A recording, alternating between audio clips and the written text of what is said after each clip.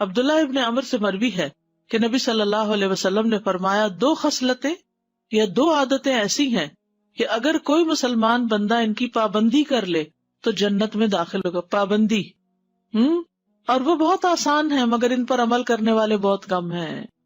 ایک یہ ہے کہ ہر نماز کے بعد 10 مرتبہ سبحان اللہ، 10 مرتبہ الحمدللہ اور 10 مرتبہ اللہ اکبر کہے. تو زبان کی ادائیگی کے اعتبار سے 150 بار ہے، یعنی ساری نمازوں میں، مجموعی طور پر 5 نمازوں کے بعد، اور ترازو میں 1500 ہوں گے. اور جب سونے کے لیے اپنے بستر پر آئے تو 34 بار اللہ اکبر، 33 بار الحمدللہ اور 33 بار سبحان اللہ کہے. زبان کی ادائیگی کے اعتبار سے تو یہ 100 ہے، مگر میزان میں یہ تسبیحات 1000 ہوں گی. رات کو جو سوتے ہوئے پڑھے جاتے تسبیحات فاطمہ، سب تھکاوٹ اتارنے کے لیے.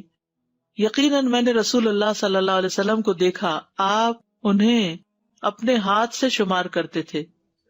صحابہ نے پوچھا اللہ کے رسول یہ کیسے ہے کہ یہ آسان عمل ہے مگر ان پر عمل کرنے والے تھوڑے ہیں؟ آپ نے فرمایا سوتے وقت میں کسی کے پاس شیطان آ جاتا ہے اور پہلے اس سے کہ وہ تسبیح پوری کرے وہ اسے سلا دیتا ہے، اور اسی طرح اس کی نماز میں شیطان آ جاتا ہے اور یہ تسبیحات پڑھنے سے پہلے ہی کوئی کام یاد دلا دیتا ہے.